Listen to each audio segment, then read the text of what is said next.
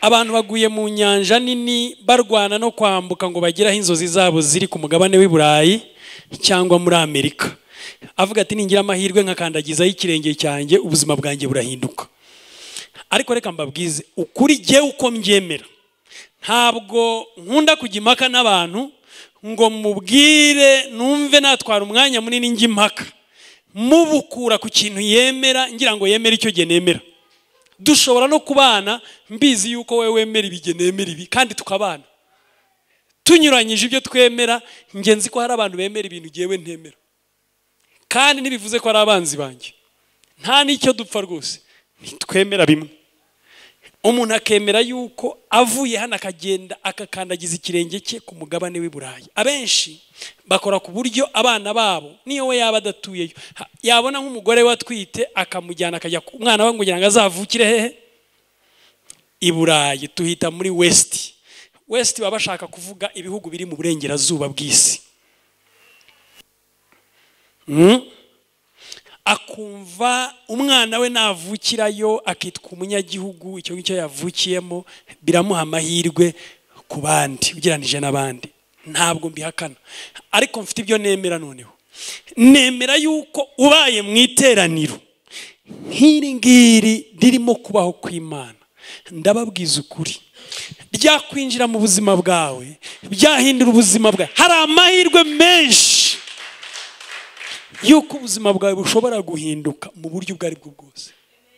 Imana ikagendana nawe intambwe ku yindi ikagukiza ikakugeza ahantu wumva utagikeneye kujya ahandi kugira ngo ubone kugira amahirwe.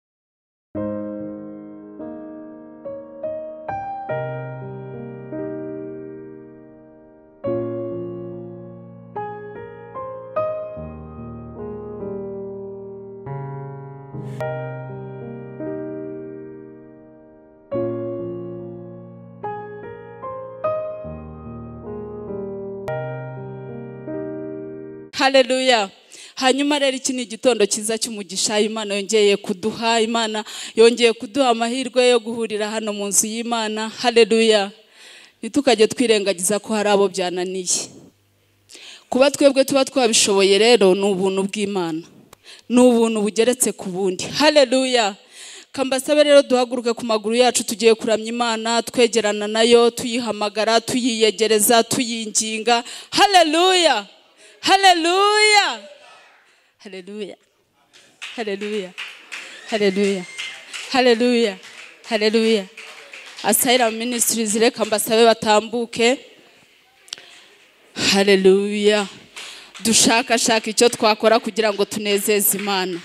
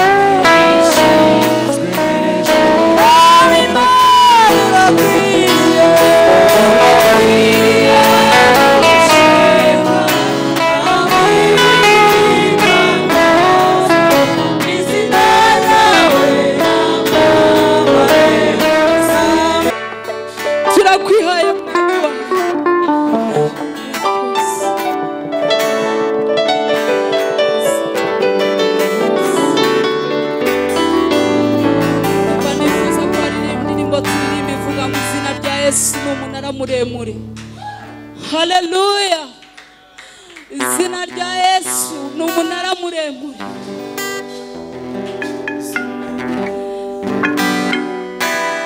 Haleluya. Haleluya. Haleluya. Izina ry'umwami wacu ni umunara muremure. Haba mu bihe bikomeye ni umunara muremure. Haba mu bihe byoroshye ni umunara muremure. Haba mu bihe biruhije ni umunara muremure. Haleluya. Haleluya. Izina rya Yesu ni umunara muremure. Izina rya Yesu ni umunara muremure. Izina rya Yesu ni umunara muremure. Zamura amaboko. Izina rya Yesu ni umunara muremure. Oh, izina rya Yesu ni umunara muremure. Izina rya Yesu ni umunara muremure. Izina rya Yesu ni umunara muremure. Izina rya Yesu ni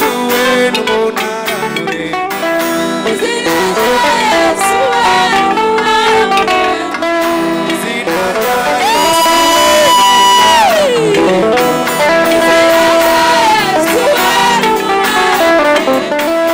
Izina rya Yesu ni umunara muremure. Izina rya Yesu ni umunara muremure. Izina rya Yesu ni umunara muremure.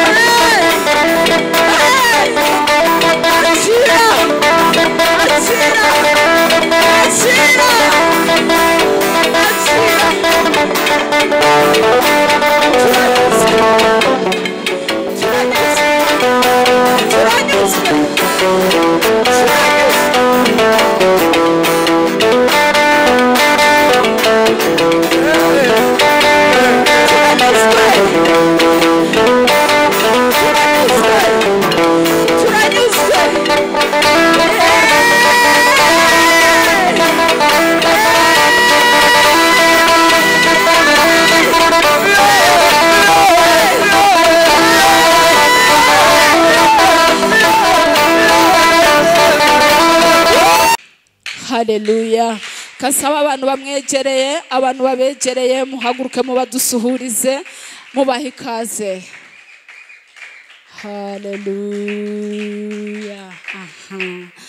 Nimwicare mugubwe neza, tubahaye ikaze mu nzu y'Imana, mwicare mu kubaho kwayo. Haleluya. Turabishimiye rwose, mwumve nta mpungenge mufite. Haleluya. Hari abantu ngira ngo babiri nabuze aho banditse gushima Imana, basabye gushima, ariko ndibuka umubyeyi wacu Mama Dida. Reka tumwakire, nimugire ikibazo uko niko tumwita rwose. Reka nsabe abamwegereye bamufashe atambuka aze hano,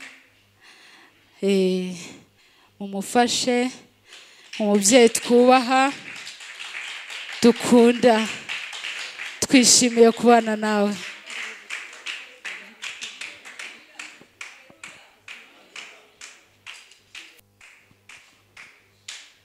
Mwese mbanje kubaramutsa mu izina rya Yesu.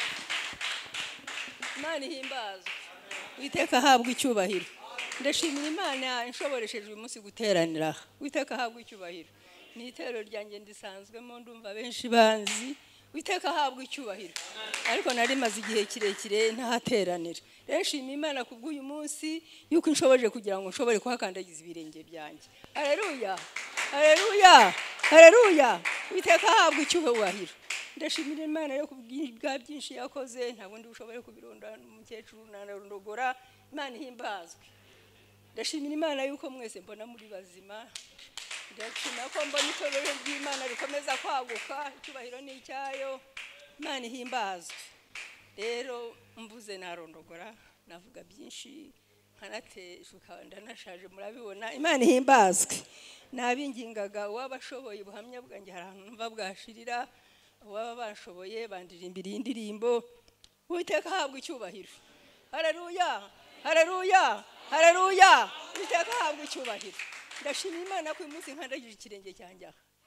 Hari igihe najyaga nzinaha, ubundi nkaza ndwaye, ubundi nkaza nihuta, sinshobore kuhagera. Ariko icyo nshimira Imana ni uko uyu munsi ibinshoboresheje. Ni ubuntu bwayo. Imana ihimbazwe. Hariho n'ugihe ejo byari baye ngombwa gutaha mu rugo bampamagara, ariko icyo nshimira Imana ni uko yanshyiriyeho inzira. Haleluya. Uwiteka ahabwa icyubahiro. Iyi ndirimbo rero njya nyikunda, nimfasha muhamya kuko mba numva nkubiyemo byinshi. Haleluya. Kuko hari byinshi bayarakoze ntashobora gukomeza kubutanga. Haleluya. Rero iyo mbonye nyiririmbye numva rwose arimo mbukubiye. Haleluya. Hari indirimbo ivuga ngo habwa ikuzo Mana ya Aburahamu, waba yayindirimbira ishize Imana.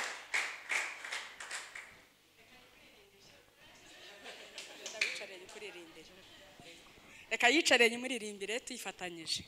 Turarimbaho igitero kimwe kubera amasaha.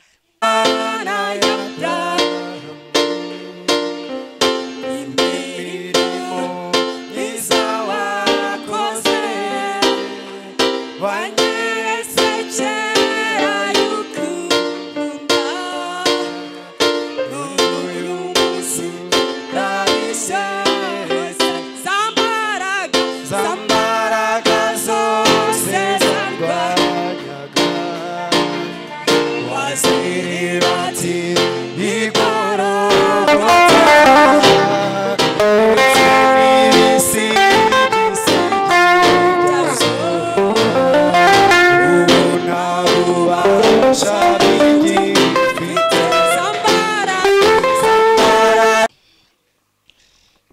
Umwana yadukoreye ibintu bikomeye umwaka ushize, inadukorera ibindi bikomeye umwaka utangira. Niyo mpamvu mpagaze hano nshima Imana. Imana ifashe mbishoboye, bamuhaye iminota mike nayo ndayikoresha neza. Ndashima Imana kuba ndiho, ni ibintu bikomeye cyane, ntabwo ndi burere.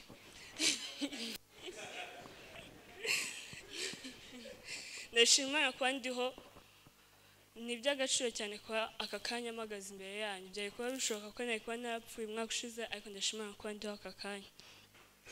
Ndashima Imana bw'umwaka ushize utangira nari hano, dusaba ibintu byinshi, nyine wari umwaka wo kubyigana, twari byiganye koko uyu mwaka no kwihuta, ndashimira ko turimo kwihuta cyane.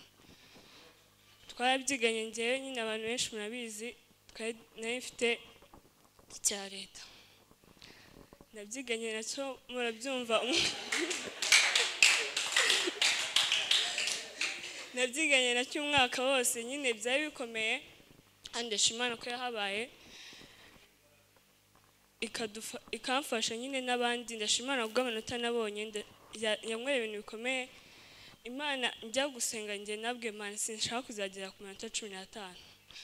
Murumva 15 ni first grade wa watsinze cyane cyane cyane, ariko nabwe Imana njye 15 muri make navugaga 15 numvaga nayashaka, basi ngarukiye 18. Nibyo nasabaga Imana.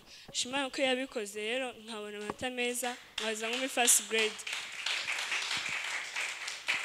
Ukuntu ubutekereza nyine umuntu akavuga basi dame second grade, njyewe numvaga first grade nyifite, ariko ugasigara na 20 ni first grade, ariko ndashaka amanota meza. Shimana ko yamaye amanota meza kandi nigeze 15. Shimana uyu mwaka narwaye cyane nyine, nkazajya nagembwe nataga noneho icyanye. Murumva nicyo nari mfitemo icya leta, ndasenga Imana ndavuga iki gihembwe erega nibyo twaturisha akanwa birarema, akanwa kacu karema. Navuze Imana ibihembwe byose natashye ko iki cyanyuma cya gatatu sinzataha. Ndashimira ko nigeze nahandwaye mu gihembwe cya gatatu, nibwo narwaye cyane ngeraho nkazajya njya ibigo nyine bivuye hanze, ariko sinigeze babyemera ko bari bumbwiye nkajya kuririra mu rugo, ariko ntabwo nigeze ndashimira ko babyemeye nkabira ku ishuri ariko nkanakira. Nenda gukora icya leta, twabanje gukora examen, nzikora ndwaye cyane, ariko ndavuga icya leta nzakijyamo nakize. Ndashimira ko nakize, nakoze icya leta ndamahoro. Ndashimira mama wanjye ko ari hano. Mu minsi ishize ntabwo yasengaga nawe kubera ko yararwaye. Ndashimira ko ari hano akaba ari amahoro.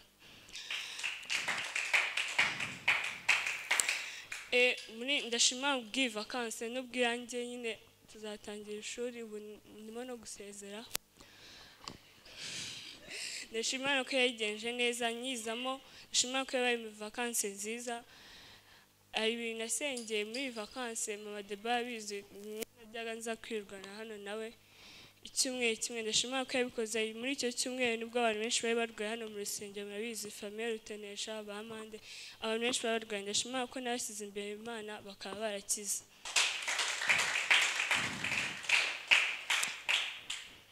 Ndashimana kubwo navugaga iby'amanota. Ndashimana bw'ishuri nigamo nyine muri rusange ikigo cyatsinze. Ndashimira ubwo abana twigana twarasenze Imana n'ukuri yatwumvishe ko twese twatsinze, nta muntu wigeze uzenga second grade, twese twaje first na second grade. Murumva ko ari ibintu bikomeye. Ndashimana bw'umurimo wayo. Ndashimana ko nyisengera hano. Ndashimana ko nyimba amakorali yombi ari hano. Imana ishimwe. Ndarangije iki ndashimana bwa mukecuru wanjye nyine ko ari hano. Imana mushoje anavuga yaje arwaye, ko ndashimana ko ari mu nzu y'Imana, nubwo atakira neza ko twizeye ko azakira. Imana ibahe umugisha. Yesu ashimwe cyane. Hanyuma ndashima Imana yuko turi aha ngaha kandi turi amahoro. Icya kabiri, first lady. Ngewe mushobora kuba musanzwe mumenyereye kumva ijwi ryanjye ko rivuga, ariko mushobora kuba mutari mwamwumva. Reka mu mutega amatwi mu mwumve. Imana ibahe umugisha. Yesu ashimwe cyane. Ndabashuje mu izina rya Yesu.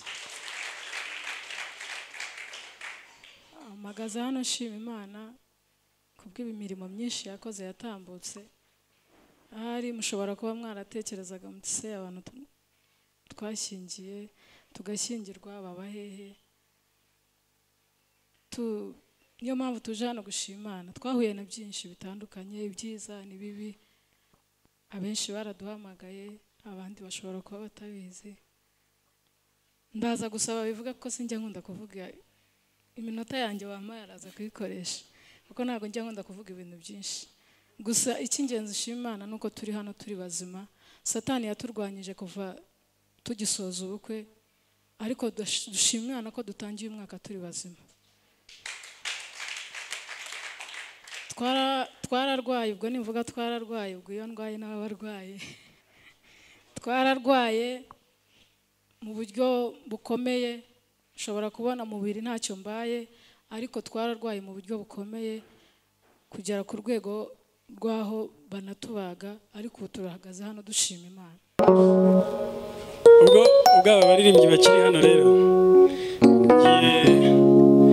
ngiye kubaprofitaho indirimbo imwe, indirimbo ry'ubuhanuzi nabo barimo cyangwa abo bagiye murahari. Indirimbo iravuga ngo mvi inkuru y'urugendo rw'abana ba Isirayeli, urugendo Imana yatangije akaba ari nanyura ab'imitima barimuciye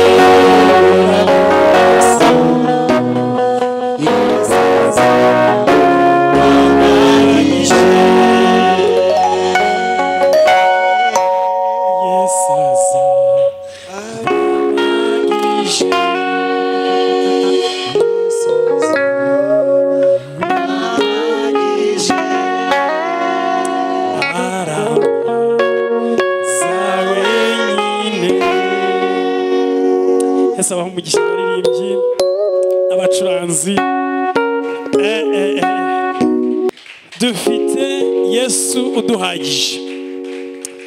Nababwiye ngo dufite inkuru dukeneye kubwira abandi, inkuru y'urugendo rwacu rwabaye rurerure, rwajemo byinshi, ariko dufite Yesu uduhagije, araduhagije.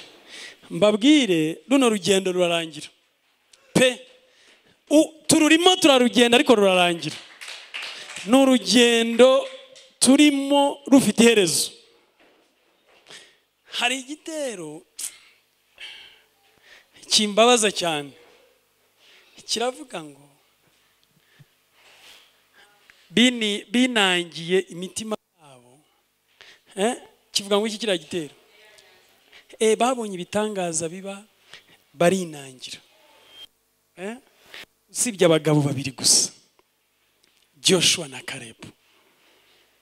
Muzi ikintu bita kwinangira umutima? Ariko kwinangira murabizi, ninde muntu uzi kwinangira icyo ari cyo?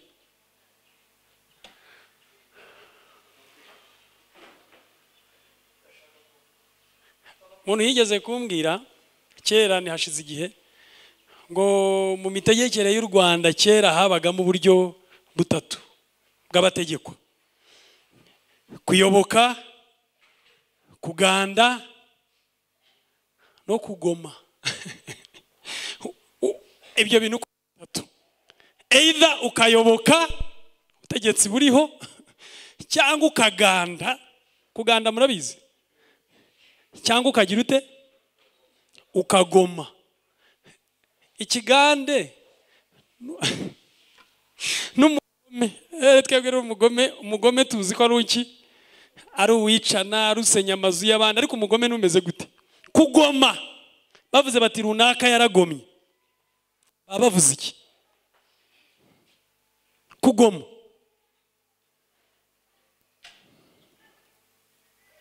Kugoma ni ukwanga kuyoboka ikintu, ukacyanga burundu ndetse ukakigomekaho.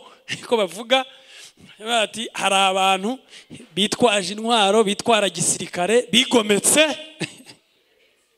Ibaze ibyo bintu byose ari bitatu bikaguhuriraho uri umuntu umwe, ukitwaza intwaro, ukitwara gisirikare, kandi ukigomeka ku butegetsi. Ngo bahagurutse ari abantu benshi bava muri Egiputa, bageze mu nzira, bamwe muri bo imitima yabo irinangira, bagwa mu butayu, barapfa.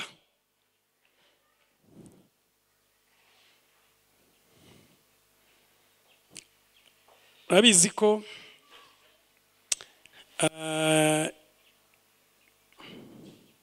indirimbo itewe n'umukuru ariyo mwese mwikiriza. Ubu ngubu rero turi muri gahunda yo kubahiriza igihe.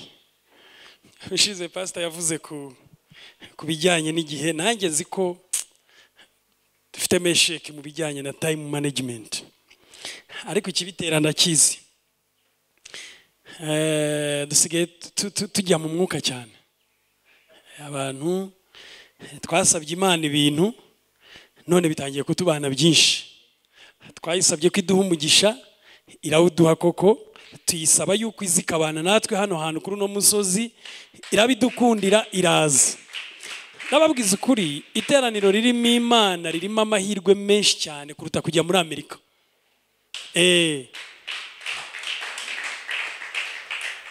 Abantu baguye mu nyanja nini barwana no kwambuka ngo bageraho inzozi zabo ziri ku mugabane w'i Burayi cyangwa muri Amerika. Avuga ati ningira amahirwe nkakandagizaho ikirenge cyanjye, ubuzima bwanjye burahinduka. Ariko reka mbabwize ukuri, jye uko mbyemera, ntabwo nkunda kujya impaka n'abantu ngo mubwire numve natwara umwanya munini njye impaka, mubukura ku kintu yemera, ngira ngo yemere icyo gihe nemera. Dushobora no kubana mbizi yuko wewe wemera ibige nemera ibi, kandi tukabana tunyuranyije ibyo twemera. Ngenzi ko hari abantu bemera ibintu jewe ntemera, kandi nibivuze ko ari abanzi banjye, nta n'icyo dupfa rwose, twemera bimwe. Ibyo bintu murumva bigoye? umuntu akemera yuko avuye hano akagenda akakandagiza ikirenge cye ku mugabane w'i Burayi. Abenshi bakora ku buryo abana babo niyo we yaba adatuyeyo yabona nk'umugore watwite akamujyana akajya umwana we kugira ngo azavukire hehe i Burayi. Tuhita muri west baba bashaka kuvuga ibihugu biri mu burengerazuba bw'isi. Akumva umwana we navukirayo akitwa umunyagihugu, icyo ngicyo yavukiyemo biramuha amahirwe ku bandi ugereranije n'abandi.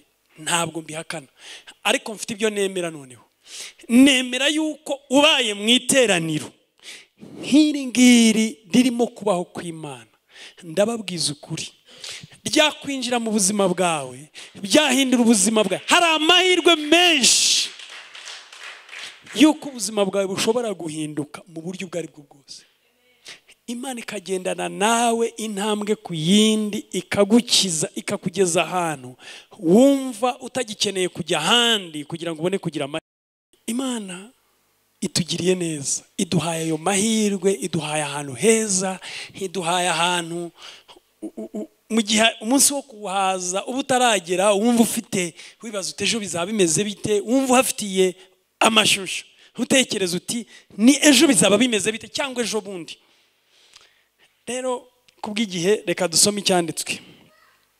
Turi muri Timoteyo wa kabiri, Timoteyo wa kabiri, ibice 3. Ngiye gusoma mpereye ku murongo wa 7. Haravuga ngo bahora biga ariko ntabwo babasha kugira ubwo bumenyi, ntibabasha kugira ubwo bamenya ukuri. Ndi muri Timoteyo wa 2:3-7. Bahora biga ariko ntabwo babasha kugira ubwo bamenye ukuri, bamenye ukuri. Mwumve umurongo wa 8. Nkuko Yane na Yambure, aba bagabo ariko murabazi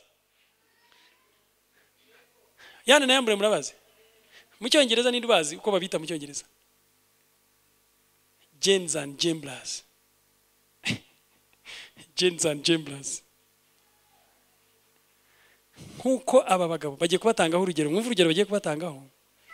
Nkuko Yane na Yambure barwanije Mose, niko nabo bagabo barwanya ukuri. Abo ni abononekaye ubwenge, badashimwa ku byo kwizera, ariko ntibazabasha kurengaho, kuko ubupfu bwabo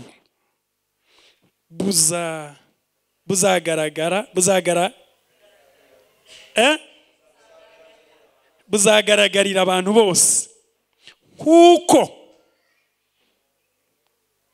ubwaba abandi nabwo bwagize gute. Murumva izo ngero ukuntu zombi zihuye, uko byabagendekeye niko n'abandi bizabagendekera. Yane nande mubaziho iki?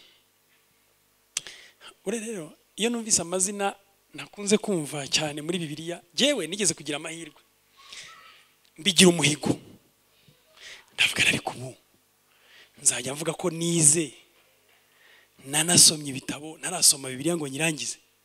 Buriya hari ibintu ushobora nawe kuvuga ariko nanjye mba nibeshyemo akantu. Noneho ndangije niha umuhigo hashize imyaka myinshi wo gusoma Bibiliya. Ndavuga neka mere mu itangiriro ndayisoma, ndagenda ngira mu byahishuwe ndayirangiza. Noneho ndavuga nti ubu rero mbikoze inshuro ya mbere, reka mbikore n'inshuro ya kabiri ndebe. In fact numvaga nshaka kubikora inshuro zigera nko muri 5 ngo ndebe ikintu nshobora kubonamo kidasanzwe. Nabikoze inshuro imwe n'igice, kugeza ubu ngeze ku nshuro imwe n'igice. Gose mwangaya?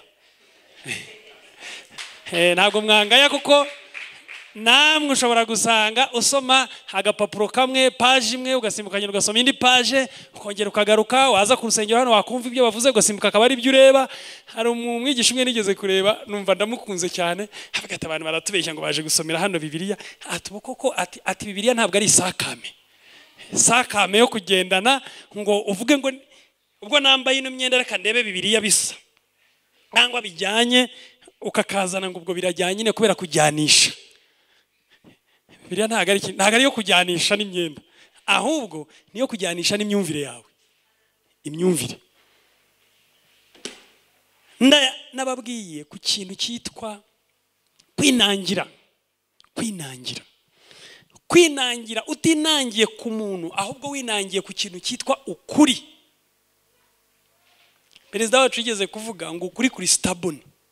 Ikintu kiri stubborn murakizi, ikintu gifunga umutwe. Yigeze kumva umuntu avuga ati Sofia ntabwo ari nk'abakobwa b'iki gihe. Abakobwa b'iki gihe bafunze mu mutwe, ariko Sofia muramuzi? Ngo warafunguye, ngo afite umutwe ufunguye hano inyuma. Gufunga umutwe murabizi, ukabura aho ufunze umutwe atari ku muntu ahubwo ku kuri. Ukuri. Hariho umugabo yari umwami, ngira ngo ni Herode.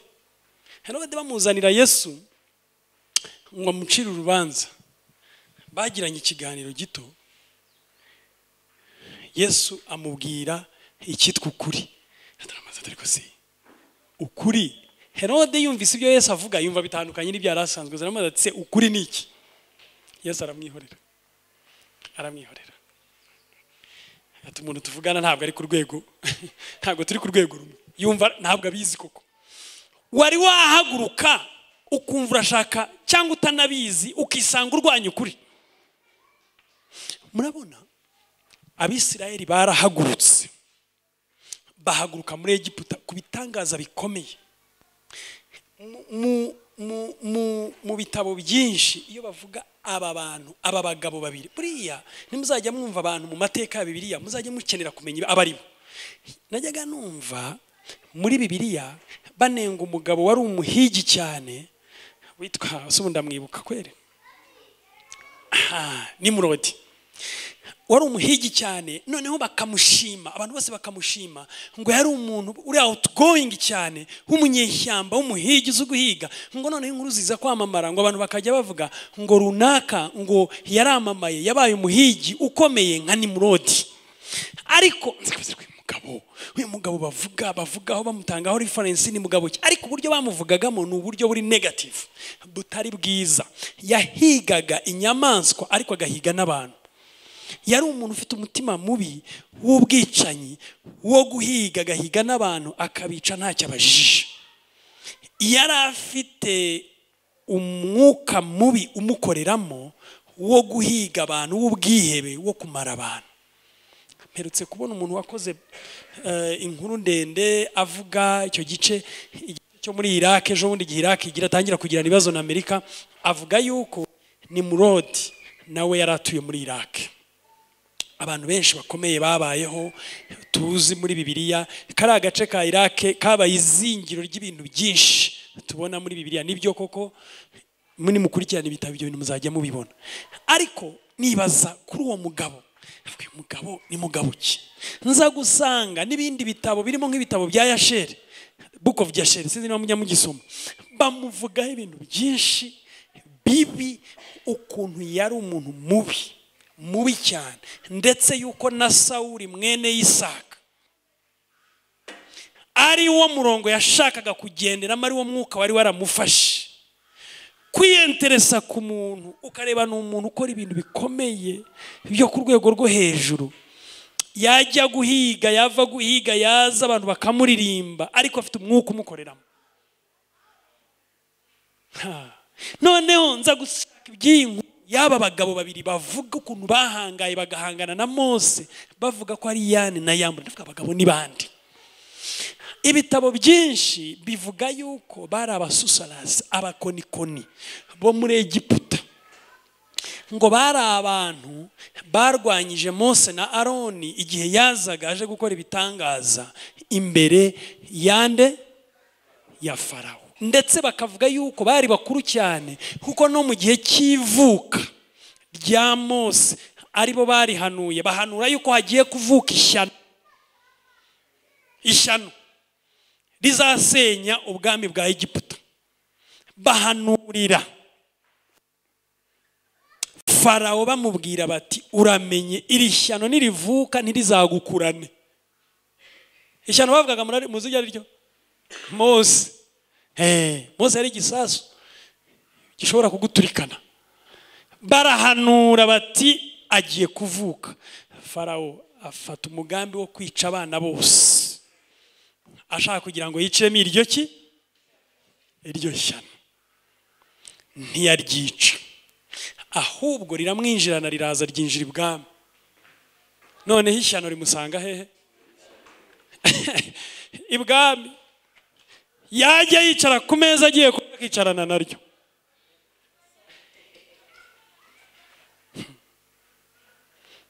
Dibana nawe riramuhagama ribaho ngaho ryigubyaho byose. Umunsi ryakoze graduation rimaze kugraduatinga rirangije amasomo yaho yose, ishyano ririsohokera gakeya riragenda. Ariko rigenda ritagiye, rigenda rizagaruka. Ngo abo bapfumu n'abakonikoni ngo bari babiri bakuriye abandi bose muri Egiputa, bari barahanuye ibyande ibya Mose, bamufitiye ubwoba. In fact mu bindi bitabo bitari Bibiliya bamuvugaho ibintu byinshi. N'igihe hari ibwami nakuriya kudedemanga kwe, bavuga yuko bamutwita bakamutwika ururimi. Yari umuntu Imana yari yarashyizemo umwuka wayo. Mu kugaruka rero aza Imana imutumye, ngo ahageze asanga babakonikoni baracyahari. Ngo mu gihe yatungukaga imbere ya Farawo, ngo Farawo arabahamagaza ngo baraza. Mose arabareba, ngo agiye kubona abona bakuyeho inzoka. Afata ya nkoni yayirambika hasi, ayirambitse hasi nabo bazana inzoka zabo. Nazo ziba inzoka koko, inkoni zabo nazo ziba inzoka nyinshi ndetse, ariko ntabwo bari bazi icyo barwana nacyo.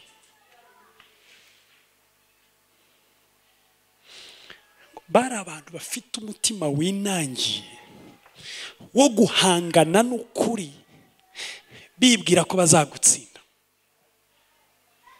Ndagira ngo uyu munsi mbasubizemo intege, mbabwire ngo turi mu nzira y'ukuri, hari ibintu bihanganye n'ukuri, ariko hariya icyanditswe twasomye ngira ngo ni nko ku murongo wa 9 havuze ngo ariko ntibazabasha kurengaho, kuko ubupfu bwabo buzagaragarira abantu bose nk'uko ubwabande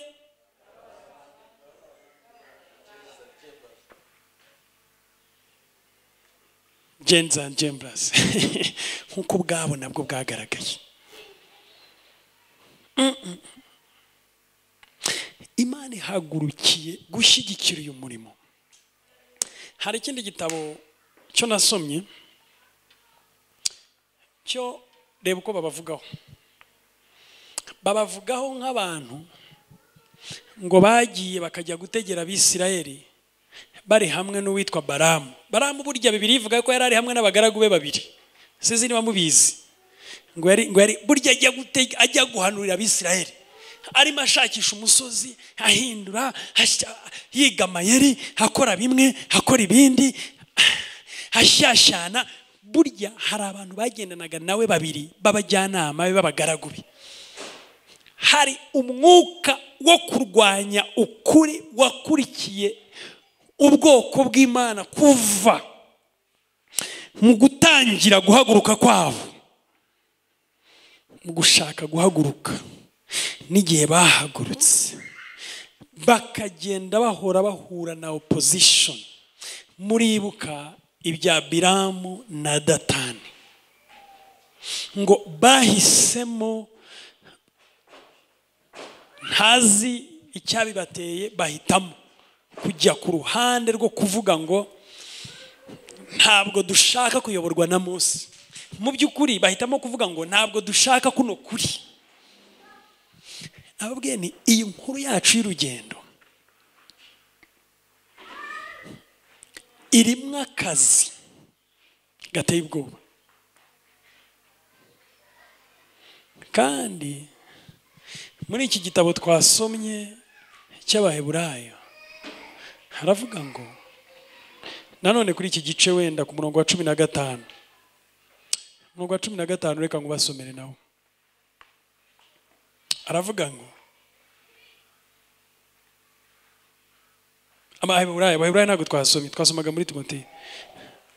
Basomere mu Baheburayo 3, ni igice nacyo cya 3:15. Haravuga ngo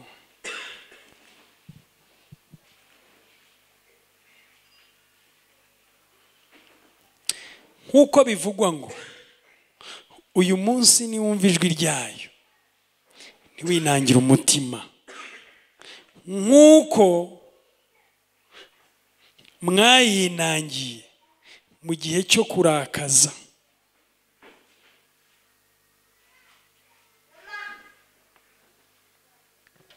Imana irashaka abantu bumva ukuri.